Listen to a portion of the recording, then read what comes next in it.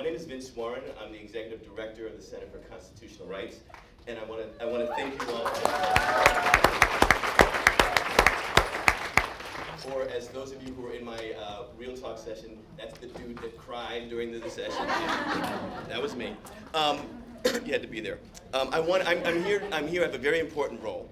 I want to sum up a little bit of at least some of the feelings that I've been hearing from many of you about today. I want to give some thank yous, and I want to introduce one of the most inspiring, one of the most extraordinary human beings that I've had the pleasure to meet and that I've had the pleasure to know in my work as a social justice lawyer. But I'll get to that momentarily. So the thank yous that I want to say are to our keynote speakers. We've had extraordinary keynote speakers today. Bill Quigley this morning. Philip Agnew. And our special guest that you were waiting for, that I am the only person standing in the way of, Mr. Harry Belafonte.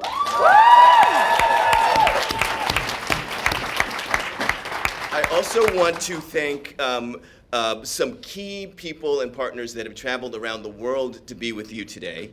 First of all, I want to thank Jen Robinson from the Bertha Foundation and the Bertha Justice Initiative.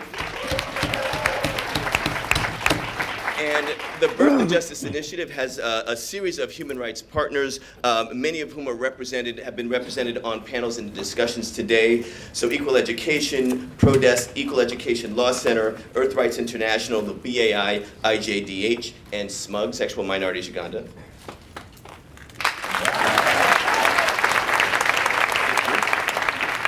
I want to thank CUNY Law School. Most of y'all aren't old enough to remember what CUNY Law School used to look like. But for those of you who do, this actually shows us that justice is possible. I want to thank CUNY Law School for hosting this. In particular, I want to thank Dean Anderson, and I want to thank Franklin Siegel for their extraordinary work in helping us pull this off.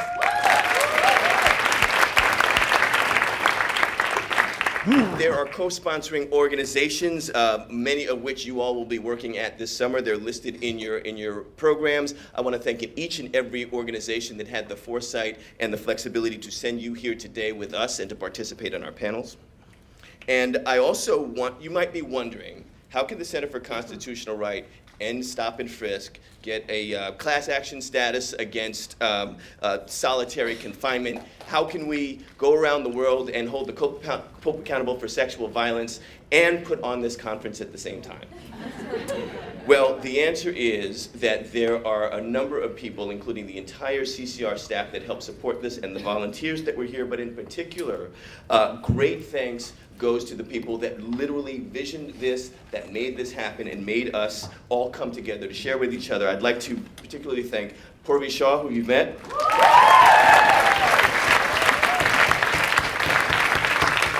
And there's this cool brother that's walking around with the hair and the glasses and the walkie-talkie. He actually walks around like that at the office all the time, so I'm excited. But who did a ton of work to pull this together logistically to get us all here in this place. Antoine Williams.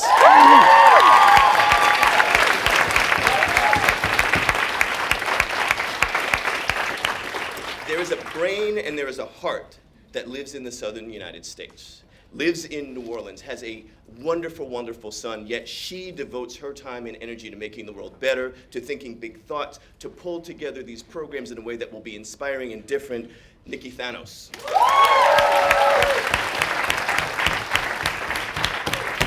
And then finally, the two wonderful, wonderful volunteers that literally came in and helped make this thing work like clockwork, Jenna Tabasnik and Kevin Tiang.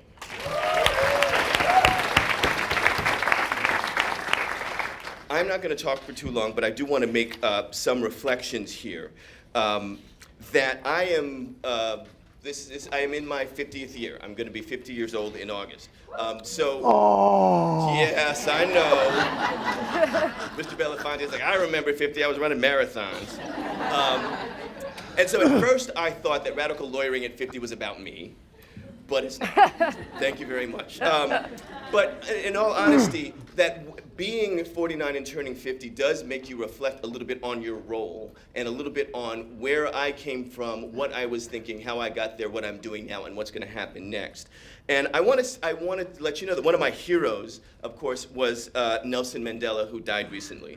And he's a hero to many. But my personal observation was, in his relationship to my life, I've never met the man. I've never had the opportunity to meet him, although I've been to South Africa several times. When I was in college, Nelson Mandela was in prison. By the time I got out of law school, Nelson Mandela was the president of South Africa. Now, what does that tell us? That tells us that today's criminals, today's people that the mainstream, that the power structure is vilifying, that are telling you they are dangerous, they are terrorists, they deserve to be in jail, they don't deserve to live out amongst us. Those are the places in which we can find leaders for change, even in this country. For those of you that are going to be working in the criminal justice system, in the immigration system, for those of you who are going to be working in legal services, for those of you who are going to be doing human rights cases, it is important to remember that the clients that you represent are not just clients, and they're not even just people. And being a person is one of the greatest things that you can be, but they're people with potential. There are leaders in every interaction that you have with your clients who are oppressed. And the reason why there's leadership in there is because they found you. They found you. There are a lot of people who end up being under the boot of the system and they give up. They can't figure out a way out of it. But the people that you represent will find you. And they will be putting their hopes and their dreams for partnership into solving their legal problems, personally, particularly in direct services, and to solve their problems that are happening with the community. That is your role, that is your responsibility, but you should never forget who you're accountable to. You are accountable to the person that has engaged you and trusts you. You are accountable to the communities that they come from. You're accountable to the communities that are affected by the communities that they come from. That makes your role very important. And some of you may have been wondering, why did we spend so much time writing notes to ourselves and talking about reflection and talking about our feelings? And why did Vince spend so much time crying in his session? And the reason why is the work is hard. It is not easy. If it was easy, we would have figured it out already and we would have been drinking beer by now. But it is also dangerous. I want to talk a little bit about fear. Fear is not the opposite of courage. Most people think that it is. It is not. Because, of course, the definition of courage is doing something because it's right, even though you are afraid. And the fear that you may be feeling now, stepping into this role, and it may be massive fear. Am I good enough? Am I smart enough? Will I get a job? Does anybody care? Can I actually do anything about this? That fear can be debilitating. And we've tried to design a program today and a discussion today to introduce you to people who not only have conquered their fear, they've channeled their fear into action. They've moved fear out of the equation and they focus on justice and what is right. And those are the things that we all have to do every day. Every time that somebody tells you that you can't, particularly in the law, do not listen. The world is full of people that say that justice is not possible. And the worst thing that can happen is when lawyers start believing that justice is not possible. I have been deeply inspired in my life and my work by Harry Belafonte before I even knew Mr. Belafonte. I've only met him a few times, and every time that I've met him, it's been an honor. But going back to looking at an arc, here's my observation with Mr. Belafonte with respect to my life. When I was old enough to know what the civil rights movement was, my parents talked to me about it.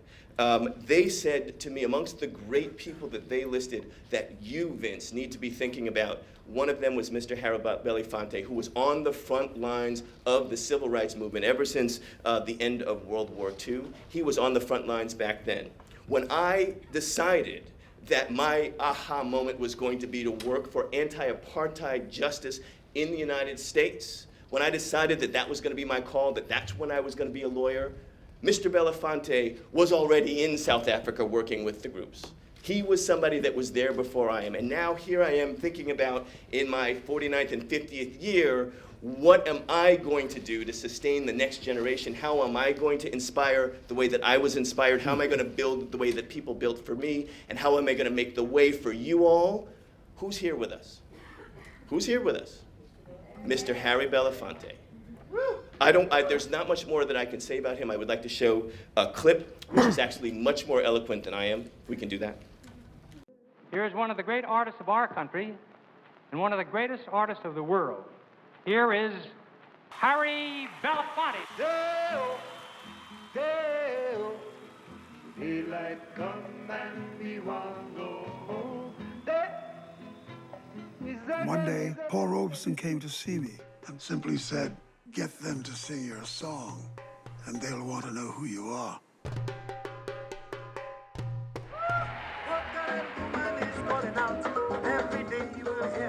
Even in that grainy black and white early TV, his personality came out. I say, let us put man and a woman together to find out which one is smarter. When Harry Belafonte went on the show with Petula Clark, they touched. People were like, oh my God.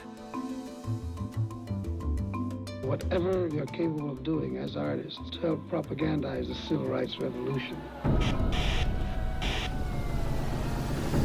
Out of that came the true artistry of Harry Belafonte. There's a lot of people out here who are really pissed off. Harry gave us a piece of his fire. It gave us all strength. We are angry, we're upset. Harry motivated Martin because here's a man who didn't have to get involved and who did. We look around for some comfort, and we don't find any. I remember once when you said, from the time I get up, the time I go to sleep, I seek out the injustices done to humankind. What do we want? Peace! What do you want?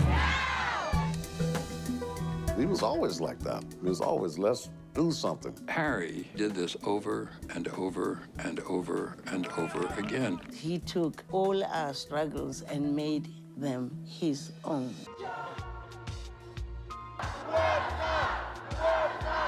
We can't be shut up no more.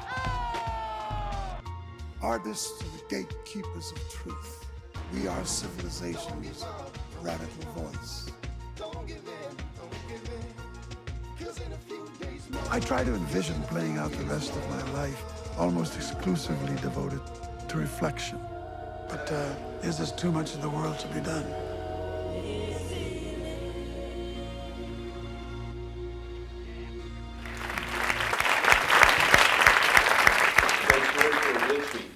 At this point, I'd like to bring to the stage Purvi Shah, the director of the program that brought you this wonderful conference, and she's going to be speaking with the one and only Harry Belafonte.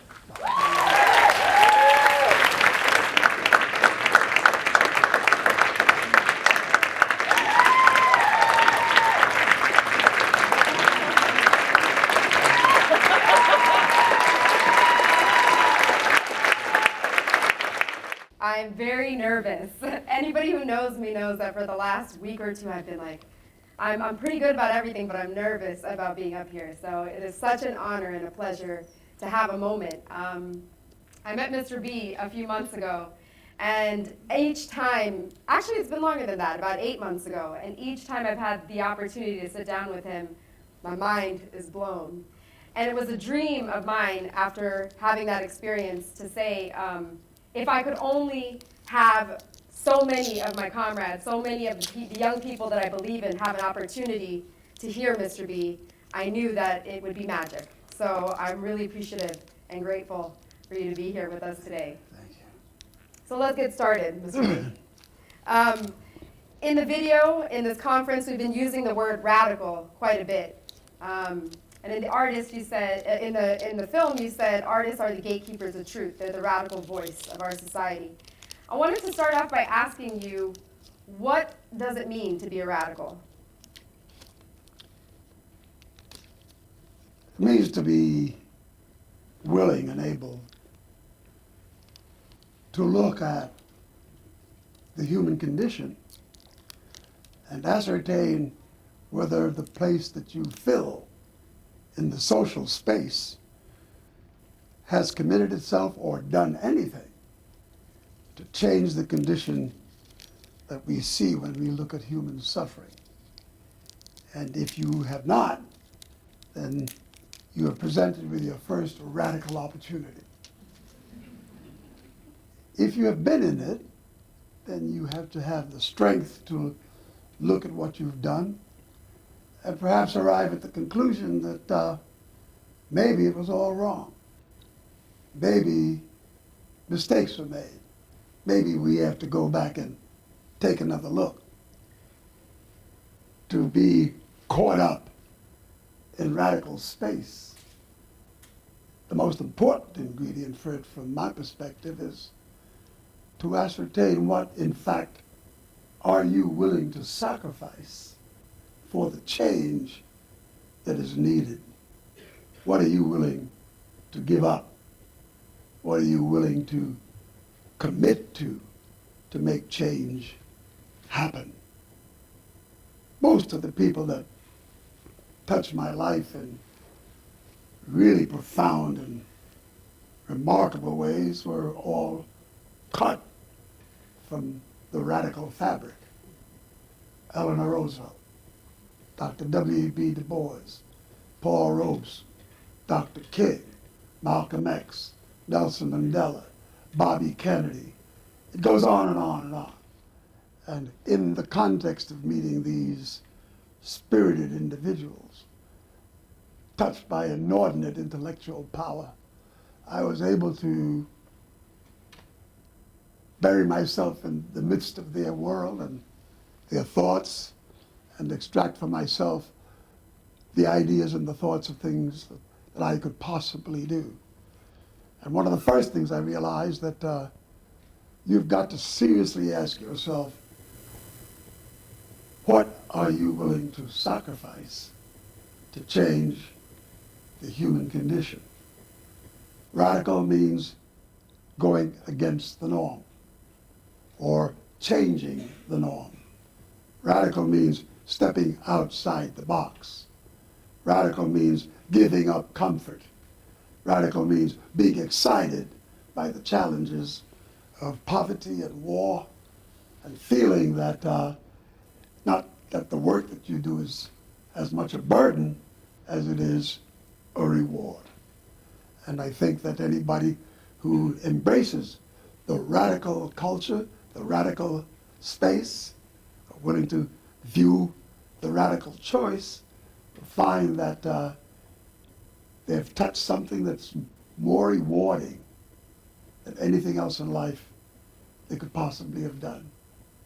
If it had not been for my hunger for radical thought, my hunger for knowing how to engage in a better way, all the people that I mentioned earlier would never have been a part of my life, and they would never have let me into theirs.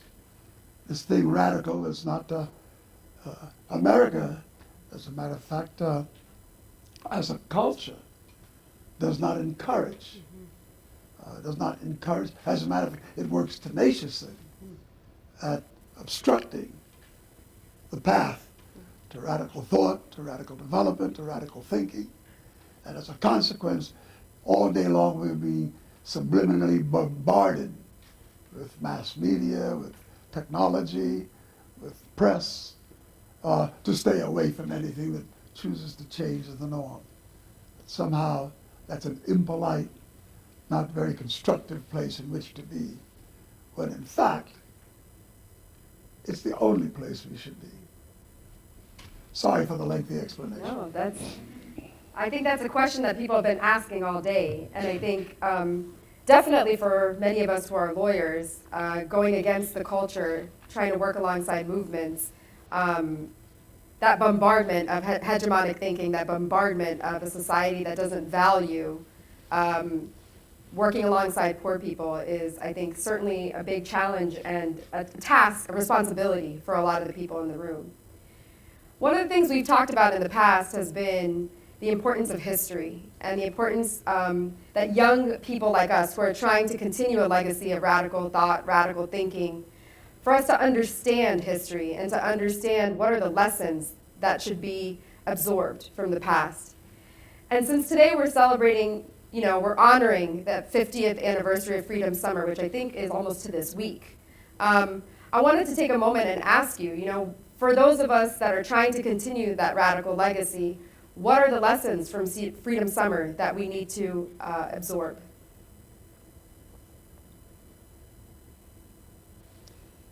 I think the most striking thing about Freedom Summer, and there are a lot of things to choose from, perhaps the most significant was how young the body of players, how young all those revolutionary minds were when they decided to step into this space and to change what appeared to be an intransient set of rules and regulations about the condition in which we lived in a time when justice was not on the side of the better part of our humanity.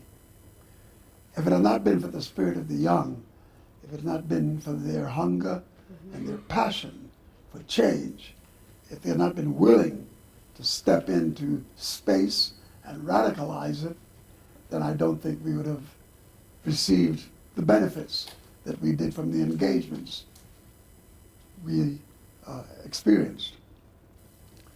When I first met a lot of the people responsible for the Freedom Summer and particular strategies that were engaged, most of them were not known.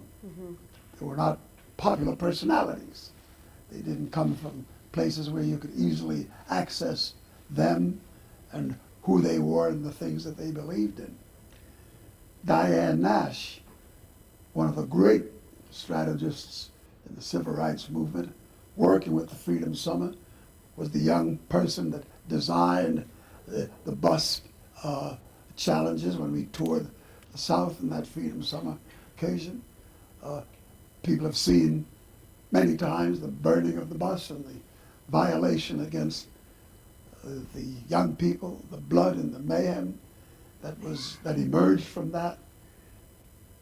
Diane Nash was 17 years old and with child when she stepped into this space and decided to give of herself and her intelligence in helping to design what we had to do on the ground to face the oppression.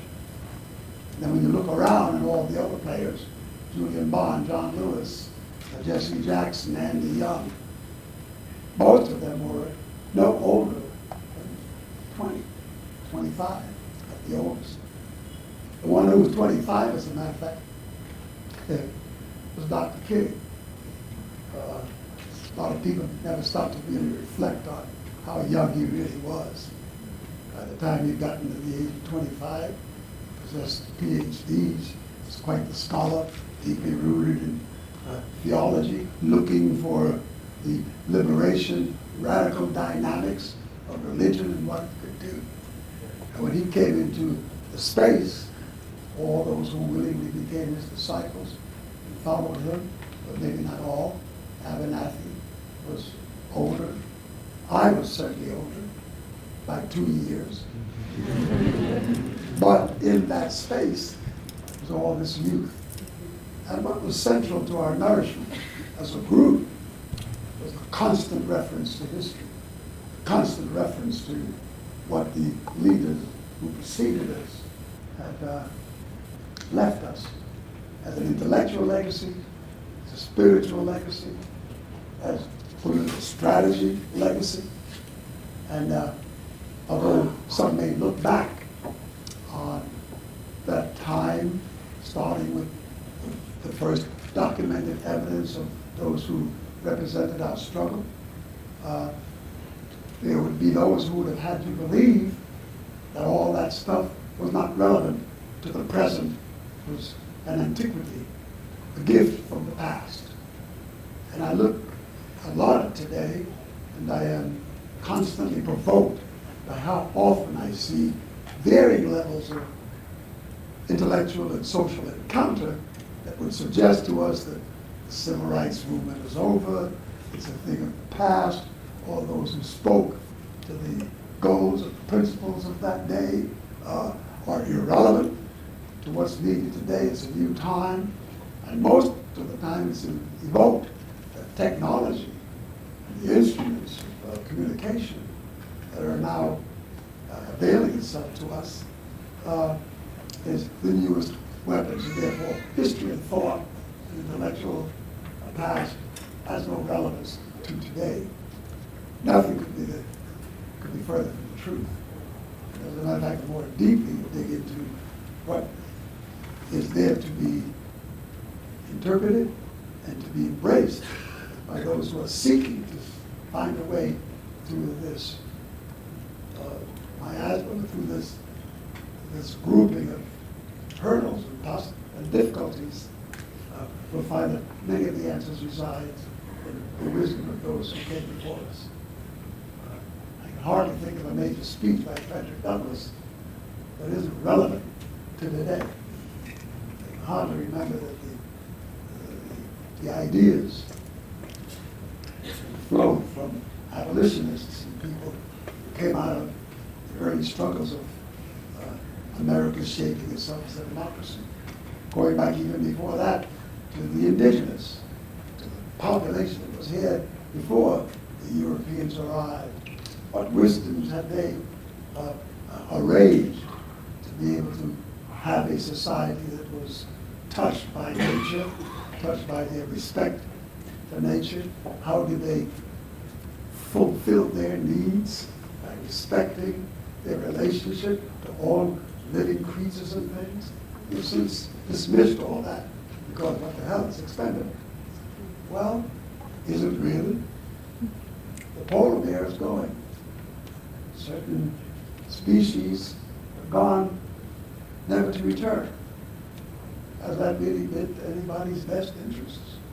Has it not, in fact, changed so much that even the politics of our time is touched by what nature says is to be in response to how we have brutalized it? And what is at the seat of that brutalization? The same thing that brutalizes us socially, that brutalizes us from the points of view of gender, women's issues, race, all of it. You can find neatly packaged with the same group that controls everything that comes our way. They control our culture, they control our schools, they control our politics. As a matter of fact, they have most recently arranged the neatest package of all. How to create a thing called the Tea Party and arrange it in a way to be the possessor of all evil and shape it in a way that makes us get heady and makes us feel as if somehow we either should embrace it because it's the way to go, or makes us in the struggle, we're supposed to feel omnipotent. We're supposed to feel, well, no, not omnipotent. Wrong word. We're supposed to feel violated, impotent is the word. And many of us have caved in. And I come here today because the conference, Vince, you, everybody that I've been touching base with over the past year, Philip Agnew, which is very much a part of my menu of life, what he does, I see in him so many characteristics that were like Dr. King, like Julian Bond, like John Lewis, some who are still here to speak for themselves. But certainly what I saw in the spirit of my youth that led me to the places that delivered such triumphant moments is exactly where he is. So when people say, where's the young? What happened to the young people? Where's their voice? Why are they so selfish in a way? Well, there was a moment when it appeared to be selfish. I don't think it was a selfish moment. They weren't just reaping the harvest of the victories that we had gained. They were confused in the face of the new harvest. We fought for the right to vote. We fought for the right to have education, the right to end segregation and give everybody access. Well, the first wave of those reapers of that harvest turned out to be devastating.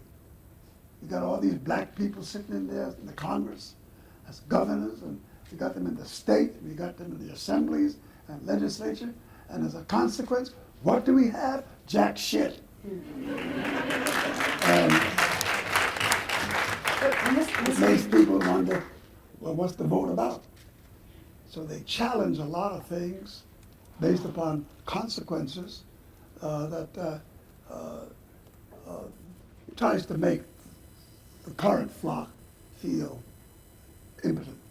When I look at Philip Agnew and a host of other young people engaged, I feel it is my privilege as well as my mandate and as my demand and command to give them the benefit of everything I have been through. And I dare say that the word I leave them with, I'm interested in Vince saying that he's 49 looking at 50 and he's wondering what's new. Well, brother, wait till you get to be 70. Wait till you get to be 80. And I'm just now knocking at the door at 90, and I'm asking the same questions. And it's fun. It's fun. I think, Mr. B, when we talk about stepping into a role in history, like Phil, like many of us, I think a thing that comes up for me is how do you, you don't feel good enough. You know, I think we live in a society in which so many of the external forces, capitalism creates alienation, people feel isolated, they feel alone. And even though their life experiences are one in which the sense of morality that guides our roles, you know, the sense of morality that propels us to be a part of movements, that's there. But there is this other piece, which is how do you step into the moment that is before you? And I was wondering if you could give us a little bit of advice about that, about, you know, how do we as young people, because it's a lot, it's a big burden to bear to say, you know what, we're going to follow in the legacy of Dr. King or of Harry Belafonte or Bill Kunstler or, you know, Bill Quigley, other really great figures. And I think for me, as I've studied history, I think that movements and change is made up of everyday people, no-named people that, you know, don't necessarily play a super visible role, but still need to play their role. So I was just wondering if you could talk to us a little bit, and maybe also, for me, it's a curiosity about, you know,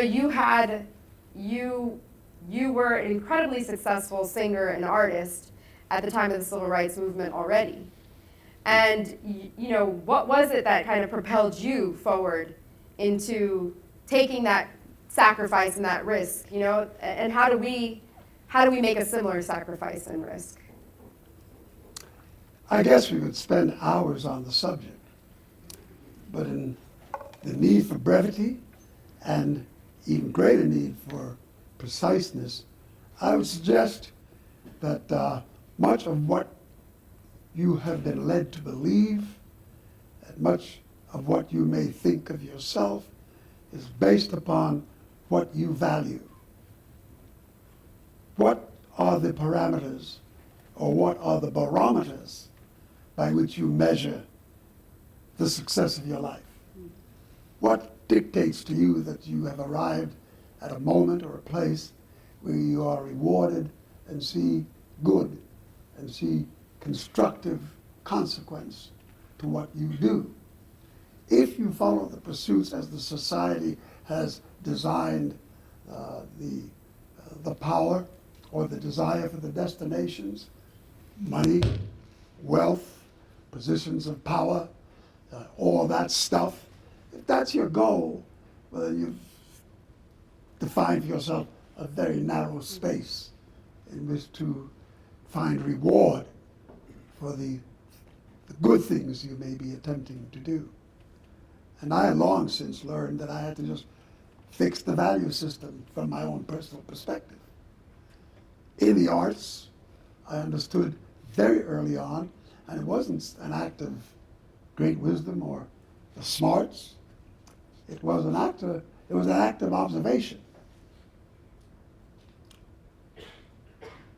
If capital in America, an unbridled capital, controls all of the mechanisms that are at your daily need and daily reward, what specifically does that power do?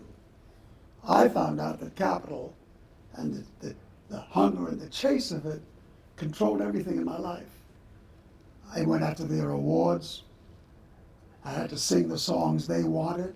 I had to do all the things that they laid out the rules of what you had to do to be successful on their terms and in their space. You had to passionately want their awards, the Oscar, the Grammy, the Tony.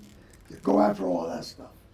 And if you fail to meet their litmus test for your value and your worth, you are not rewarded with any of those trinkets.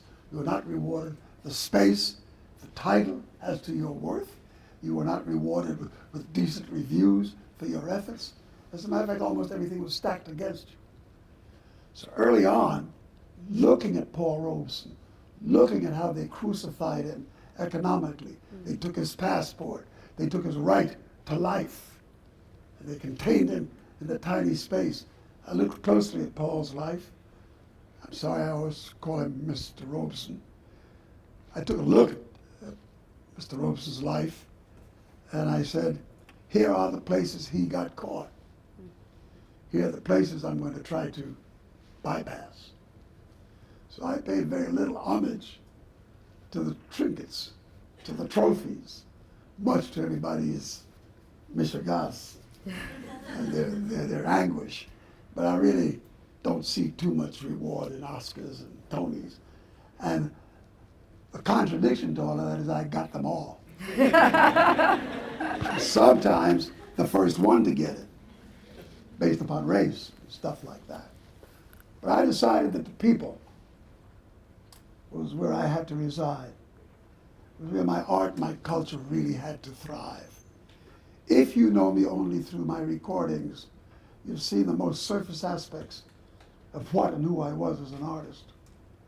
If you were part of a global mass that came to see me time and time again in the theater and understood the exchanges of each evening with the artists whom I shared the platform with, and you understood the content of the material that I chose to sing, and the songs that I sang, which were often, not always, but often in the tongue of the indigenous.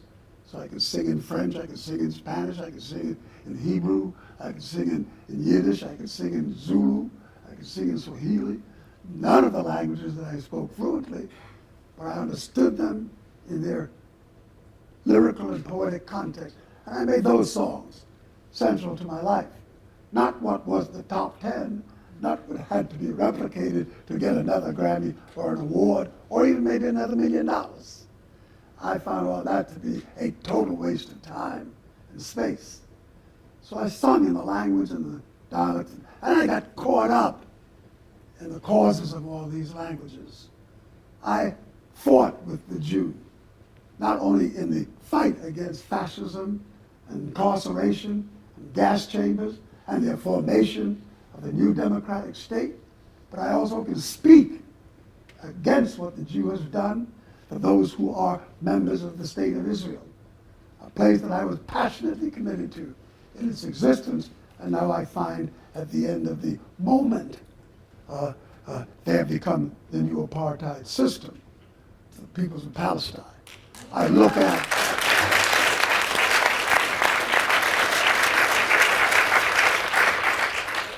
the decades invested in South Africa, not only when Madiba was in prison, and the exchanges we had in letters, and meeting up with the leadership of the ANC, and committing myself to organizing, or being one of the organizers. And, there's a large armada of good people who worked at it, but for the sanctions and working to end apartheid, and all of the comrades that I joined forces with, and watched them make the transition from fascist oppression to a new breathing democracy, new constitution, new leadership, new power, only to find that the most devastating moment in my life was to look just a few short weeks ago at 34 miners in South Africa being shot down by the very people that stood with me and stood with others in this struggle against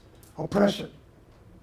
And I wept, and the rage and the anger, Zuma and all the rest of them, who have used the power of the state to crush miners who had no education, who didn't know how to write, and all they were asking for was a few pennies more in their wages, and we decided to murder them.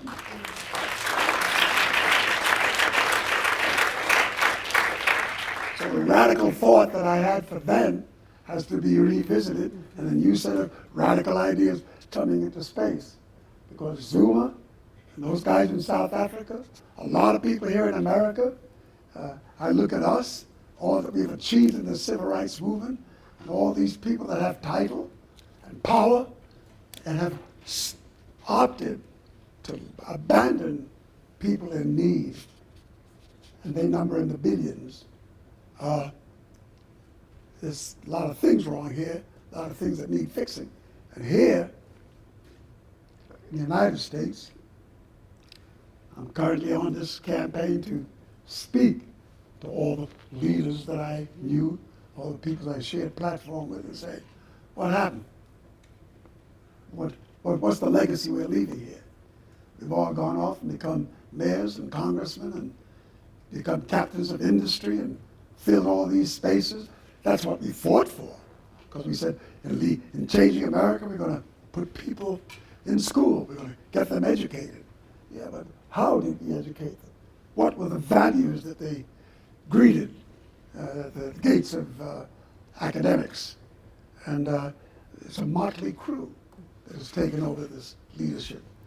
I'm often confronted with the questions of, God bless, confronted with questions of Barack Obama and race and class struggle, et cetera, et cetera, et cetera. And I always say, look, I don't really want to spend much time on him, because you keep looking at him through the racial prism. I keep looking at him through the class prism. I keep looking at him through the prism of the vulnerabilities of bare human beings.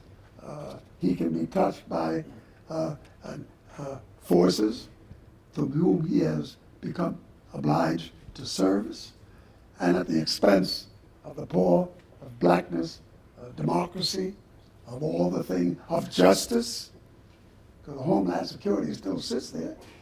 Obama may not have been there when the bill was created, but he inherited it, and he spoke out against it in the campaign. Not one thing has been done, from the power of the executive to the galvanizing and using the bully pulpit to talk about the injustices that exist. Our prisons are overrun with millions of Americans, not just in the present state of incarceration, but all those that are the victim of justice that are now paroled and are out here and can't vote and can't get a job and have all these things that track them for the rest of their lives to make them subhuman. There's a lot to be done. So I just kind of step back, don't let it frustrate me too much, and look at the chessboard and say, what's my next radical move? And can I be smart in how I do it?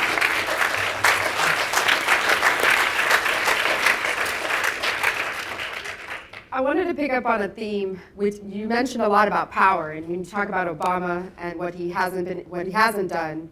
And when we look at the ANC and what happened with the Marikana workers, and we look at all the people that got elected to office, there's this question of, does power always corrupt?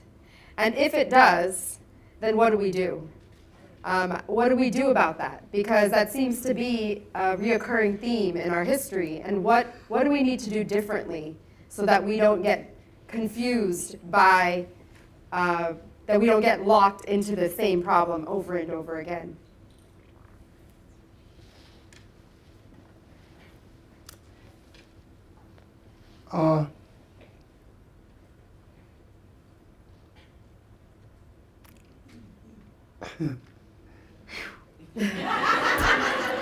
This is my chance, Mr. B. I gotta ask you everything that I need to know. My computer went off, and I got 16,000 answers, and I'm trying to select which is the most appropriate for the moment.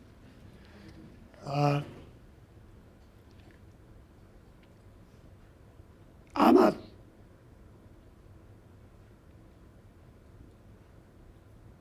pose the question for me once again? It was, Just in its yeah, basically truncated- saying, does power always corrupt? And if it does, what do we do? I got it. It was said by wisdoms of the past that power corrupts, and absolute power corrupts absolutely. If this is a fact of the human condition, then I ask, what are the human components that make up for this view? What makes us lust for control, for power, for more, for more, for more? Long since you've passed the saturation point of how much can one consume, how much can one apply, how much money is enough.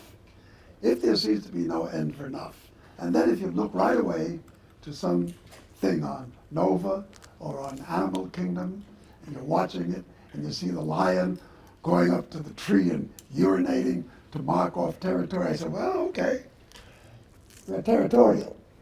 It's part of the human DNA. Till we come to the finite understanding of what makes us such a dumb species, then I think we have to just take a look at what can you do to insulate against these things that are not yet fully defined or thought through or examples being given. So I look at it as a virus.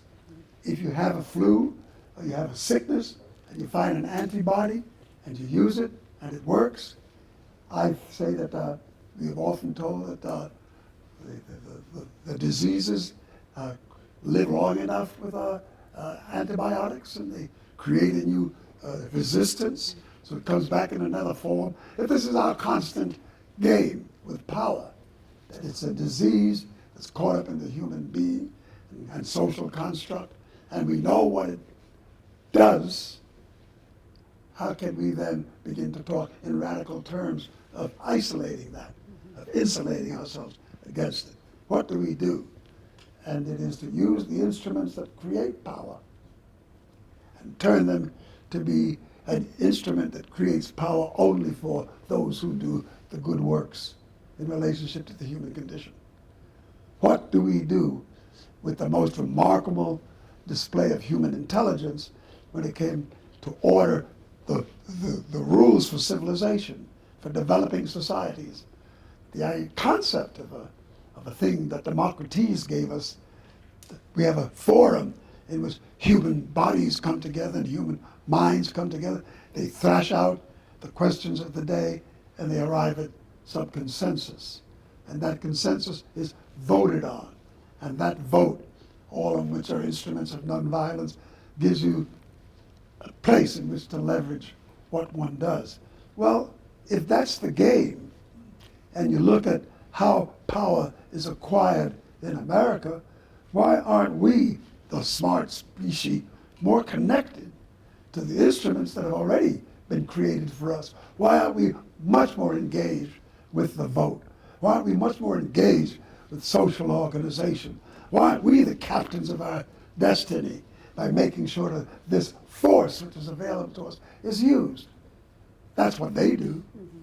They've done everything within the frame of what they say is the Constitution. Well, what about us? Where do we go? How do we turn the gate here? How do we take advantage of this?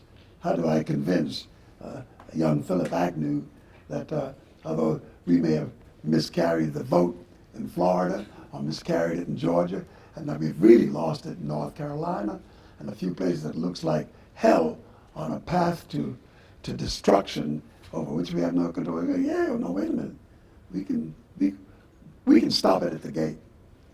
We just have to know that we can do that and sit down and in the arena of radical thought come up with the solutions that say, this is it. And in that process, understand you're going to have to give up something. What are you prepared to give up? Those who are the best of radical thinking gave up their lives. Men, women, some very young, gave up their lives. That was their commitment to change. Are you prepared to do that? And if not, then what, using that as the apex, from when you retreat from the ultimate gift of life and struggle, then what are you prepared to give? How far does it come down the line? If you don't like carbon monoxide, who's the first to stop driving? That's a powerful question, Mr. B. Well, the question is really to throw it back, because if I knew what the solution was, I'd give it to you in a minute. But I'm 90, almost, and I'm looking for it. I'm not frustrated by it. I'm a little anxious about it. I use the formulas that I used in the past, because everything I stepped into from the time I was 17 years old, because that's the first day I volunteered for the United States Armed Forces. I didn't volunteer to be in that service just to escape from poverty and to escape from social dysfunctionality, to escape from the fact that I couldn't get through school, dyslexia and all those other plagues. So I never got through high school. First term was the extent of the formal academic experience.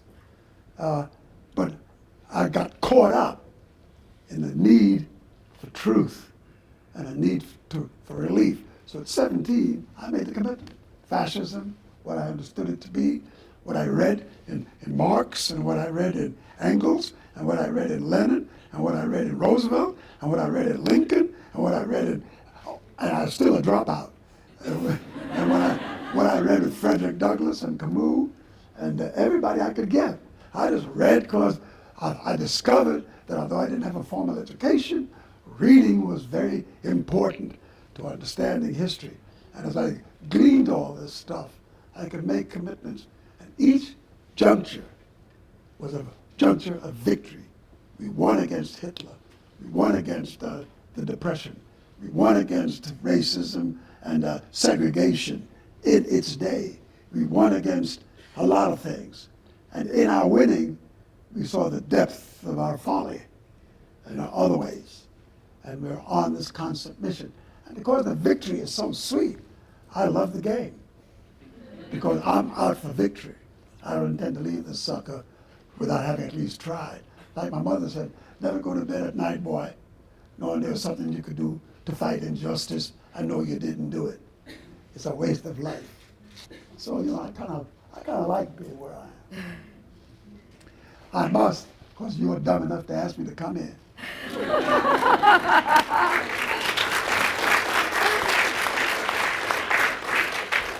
So maybe before we take some questions from the audience, I wanted to ask you one question, which was, what gives you hope, Mr. B? You've been in freedom movements, from the civil rights movements to the Black freedom movement to the anti-apartheid struggle in South Africa, to gangs in LA, to, Phil and the Dream Defenders in Florida.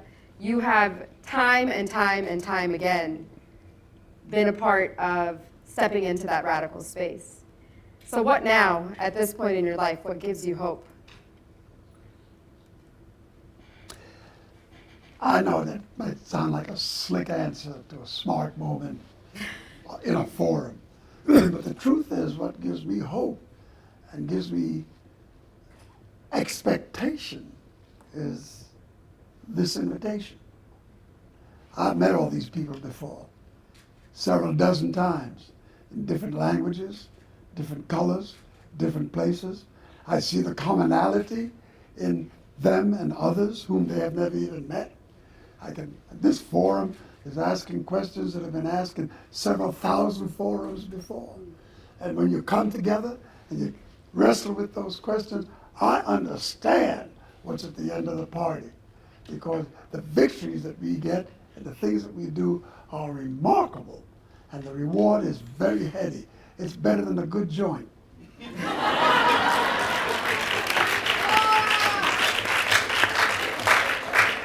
Sometimes enhanced by a good joint. But the truth of the matter is that each time we grapple with a new set of evils, new set of challenges, I said, boy, if we beat this one, what a party we're going to have. And the truth is we do have a party. I guess one of the big queries for me is the villains never sleep. Never.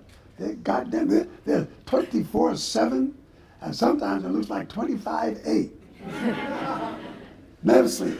We, because of the nature of what makes up the human heart and the human spirit, we do take a rest from this shit once in a while to go off.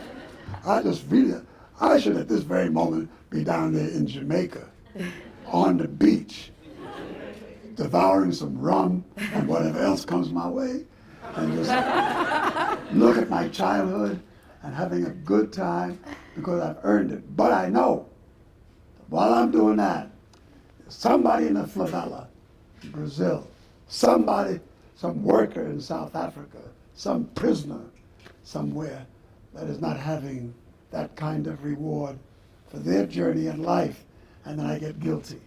And I begin to feel like, have I earned this? And even if I've earned it, what's my right to it when there's so much else to do? So my wife permits me every now and then to go get a little hedonist pleasure. And we go off and do those things, not in the abundance I promised her I would do, if she'd just stick with me till I got to be 80. Now I'm almost 90 and she's still waiting. But I like it. I like struggle. I like being in it. I like how deeply my life is touched by none of the medals, none of the artifacts, none of the arenas that are given to me to celebrate in the narcissism, the sickness of our society. And most of the time when I accept those platforms, it's because I know I can say something that's going to fuck everybody up. I'm going to say something that attacks the system, that attacks the players in the system, and that before the evening's over, the party may have stopped for a minute, but there's one thing I'm sure it did. The party did stop for a minute. And that's all I can ask. Let's stop the party for a minute and take a look at what we're into. And that's, at this time in my life, to be sitting here with a lot of young people who are looking for an answer to what is radical, ooh, what a playground. That's what it's about.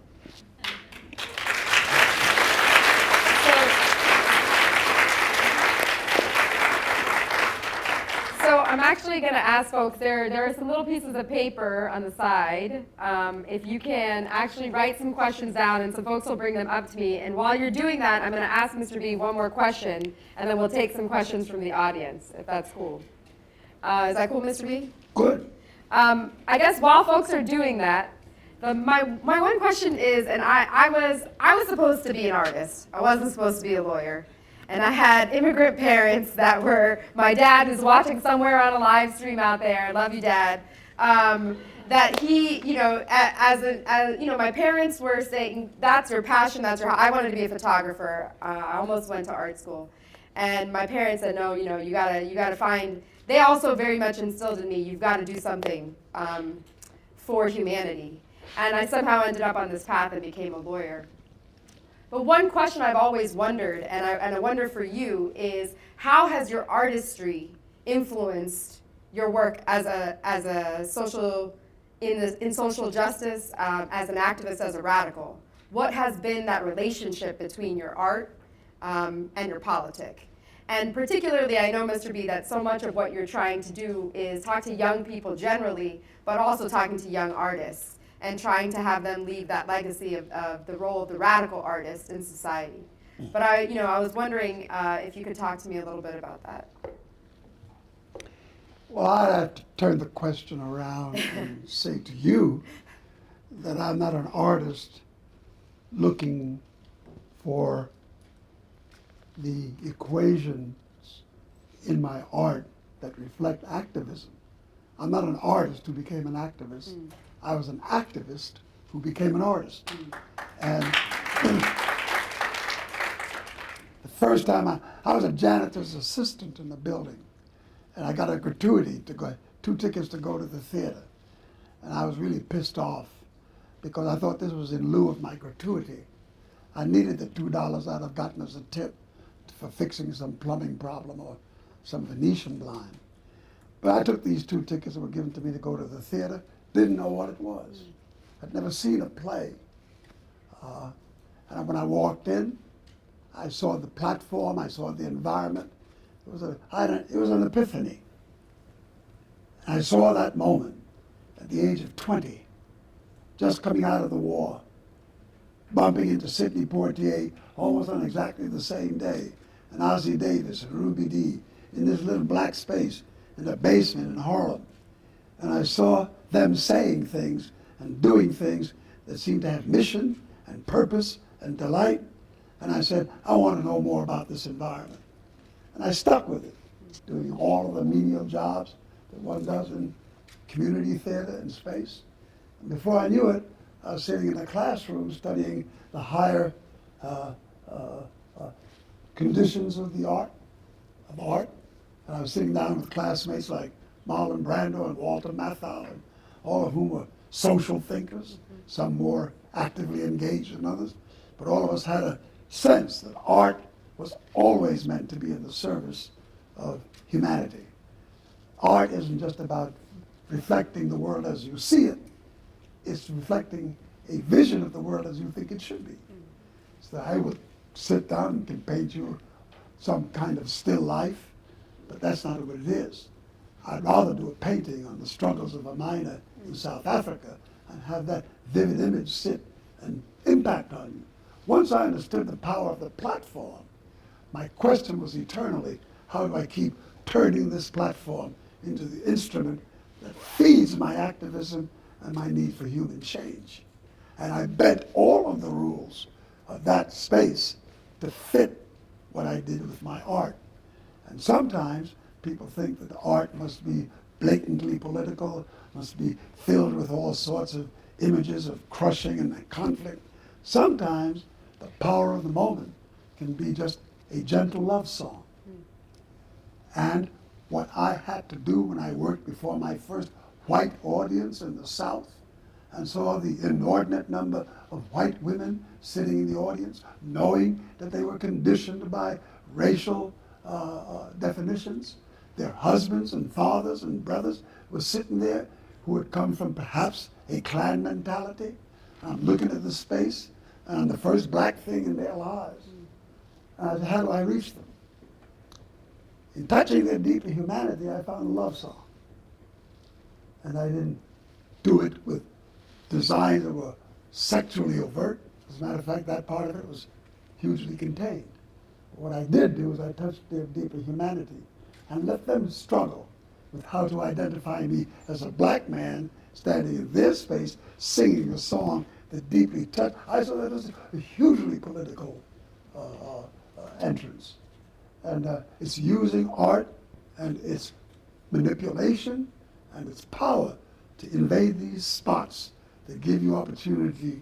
I can also sing some very powerful anti-war songs and savagery, and sing about songs that speak to the rape of women, all sorts of things. Give you some new songs from the Congo and what's going on with that. And to integrate myself with artists who become or are like-minded. How do we seize the high ground? How can we use art to be eternally the place of destination for the viewer, because they're getting nourished in something that's a higher order than just an occasion to wildly party. So I think those are the measures that I use to guide me. Artists are everywhere and they're constant. One does not have to do a large volume of work in order to be able to produce something that's artistically profound. I don't think a lawyer has to give up the practice of law. As a matter of fact, you should use your art to be the best actor in the courtroom. drive the jury to deeper emotional feelings. Phrase your rebuttal or your challenge in a way that is one of the most profound moments in legal expression. I could use that platform in a courtroom to make a lot of mayhem. So, where do you go? Art is accessible to everybody everywhere. It's not exclusive to anyone. And if you've perfected your craft or your art, then that just makes you the best at the game. Do we have some questions from the audience? I'm going to read them. Thank you. Oh, this is a good one, Mr. B. It says, what is a moment where you were most discouraged and how did you come out of it?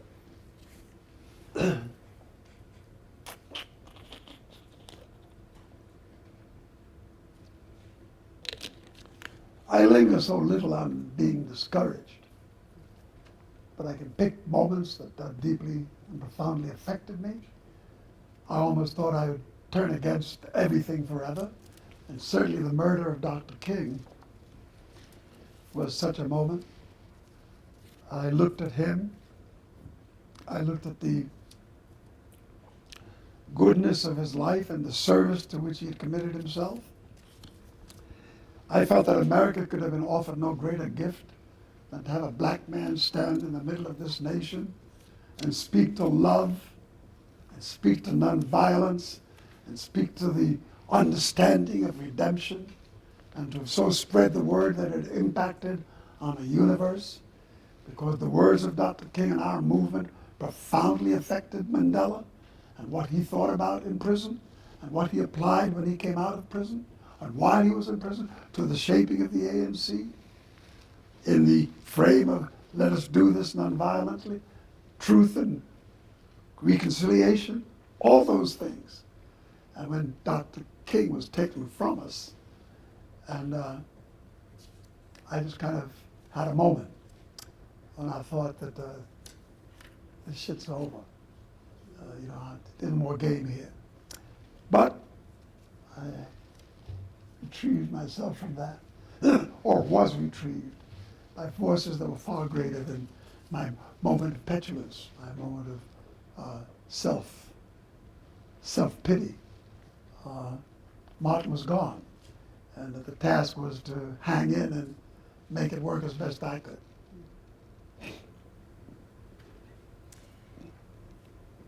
I thought a lot about when I actually watched the documentary Sing Your Song, which that beautiful clip in the beginning is from that film, and the filmmaker is here in the audience, Suzanne Rockstock.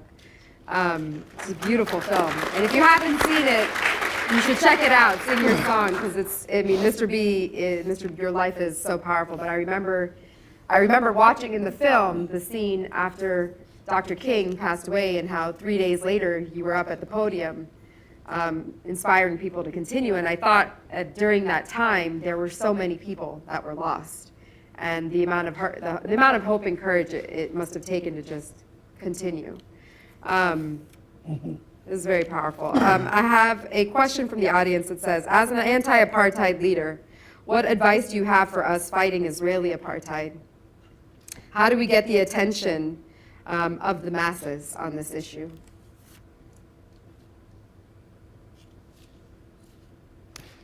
Well, let me just say that you've already got the attention of the masses.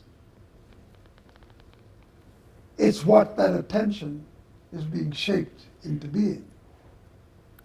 So I would say to you, what are you doing to give those who are already paying attention, which are the peoples of the world, what are you doing to attract them to your game? What are you doing that profoundly impacts on how they think and how they see the truth of what it is that you are delivering, which creates the field of options and opportunity? What institution or movement do you embrace? What do you support that lets that community of people who are in need, who know about all these crushing difficulties, because the opposition has turned it into a way to sell newspapers, and in doing so they describe this eternal mayhem for which they have given people a sense of hopelessness because it's the way we are. How do we let them know that that's not the way we are, that we do have options? And at the moment, the enemy might have the high ground in defining that, but it's not the game. What are you doing, really doing? Not just rhetorical questions, sitting in some lofty institution of academic reflection and wondering how will I do at the debate at the next time I run into my colleagues, but genuinely, what are you committed to? And where are you residing in helping the solutions to this dilemma that faces the human family? And then if you can answer that, then it might give you a key as to what it is you're not doing that you should be doing. Or even maybe better, what you're doing that you should not be doing. It's all yours. This thing, to make some mystique out of it, to make some, God, it's so elusive, that's bullshit. That's your game on yourself to make you not have to make the sacrifice. And if you're really into it, you'll get into that space, and you should have a good time wrestling with it. Because the answers you'll get are plentiful and reasonable in the choices that you can select and what package you can put together. I listen to Dr. King, listen to Robeson, listen to Roosevelt, Eleanor, listen to all the people at the UN, all the young rebels in Africa long before the nations that we now see in their independent state of sovereign being.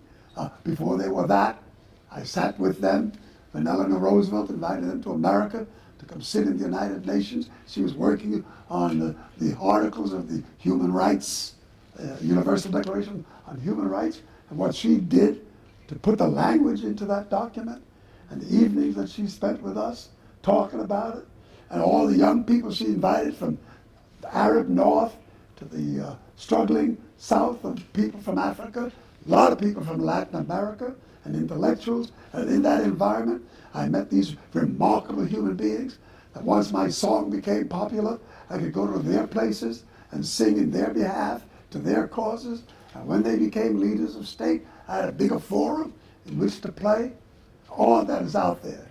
And these things are at your disposal. You should never have to ask the question that you're asking now, because you have a lot of options. And most of it resides in making some radical choice. And it's a good, it's a party. It really is. I mean, when I think of Gabriel Garcia Marquez, when I think of George Amadou, when I think of Fidel Castro, not everybody I met did I necessarily agree with. But in meeting them, I became smarter for what the world was about and what they were really about. And because this enemy was so much always the source from which my definitions were drawn, their newspapers, what they thought was worthy of reading, not reading, all the things they wanted to keep from me, I found out that here's a deeper game to play. Go to where they're telling me I shouldn't be. And maybe I'll find some of the answers of where I should be. And so all my life, I'll go wherever there is something going on. Dr. King once said, somebody told him about, well, if you go in such and such a place, you'll be preaching to the choir. And he'd say, well, I'll have to tell you that as a minister, I happen to know that if you don't preach to the choir, they may stop singing.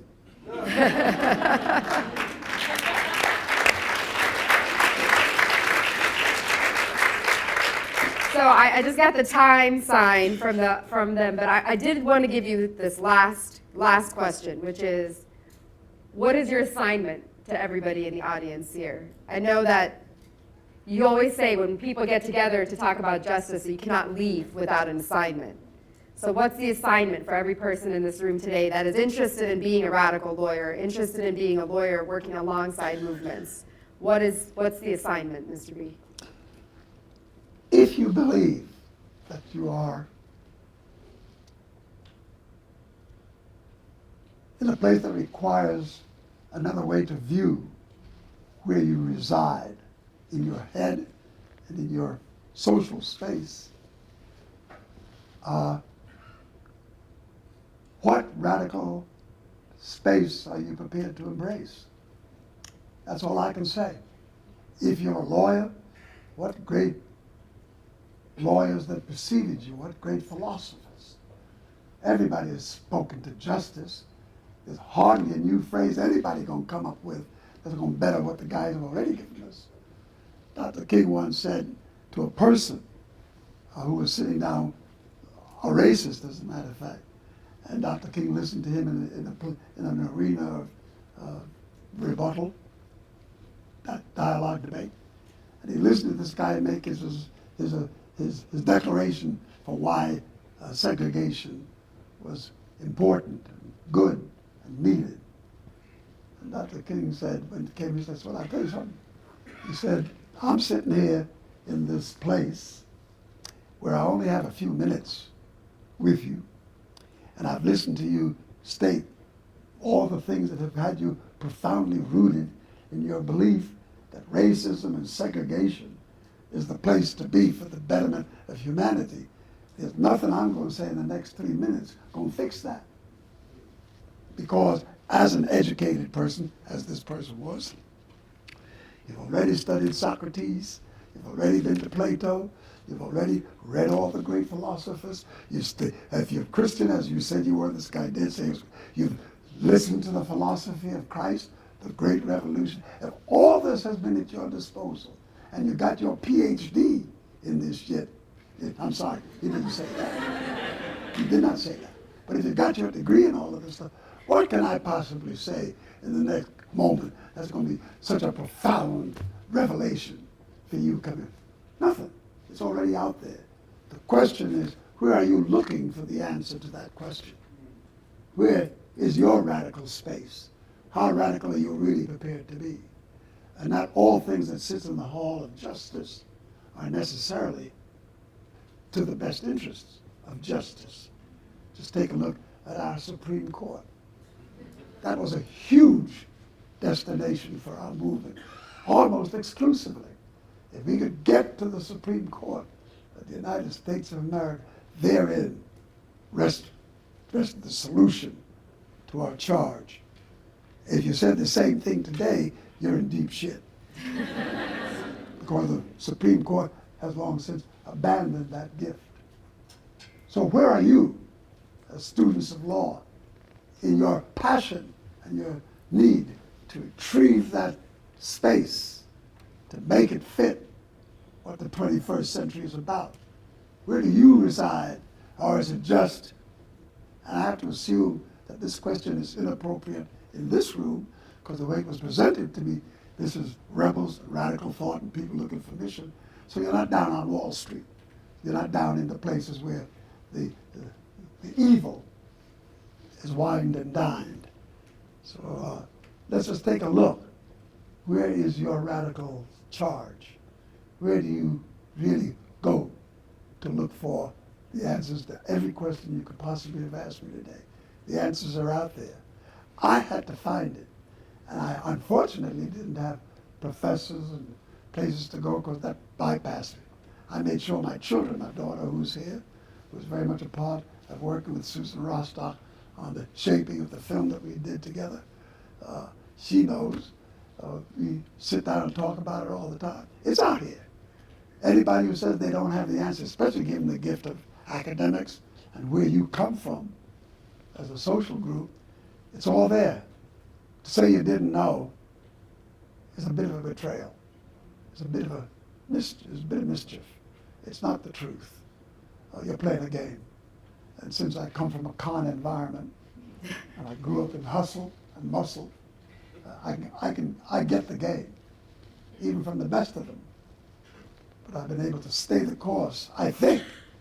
Now when it's all over, we'll see what history has to say, but I feel rewarded. And the best day of my life is this very moment, because I know what's coming. I know what you all are going to have to do, whether you want to do it or not. You'll have to do it. So I'll be at the other end of the gate with the napkin and your place at the table and say, come on, let's have a feast together. It's fun.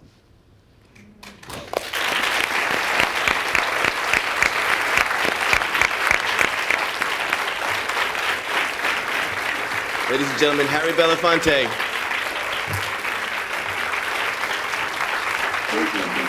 Wonderful for coming, and the things that we want to keep on the forefront of our brains are a number of things. Number one, everything in the Hall of Justice does not serve justice. Number two, your job is to find your radical space in the work. Thank you all very much for coming and joining us today. Thank you, Mr. Belafonte, for sharing your wisdom with us. You all are going to go out and do justice. I am happy that you're in the room. I'll be even happier when you're on the street. Thank you very much.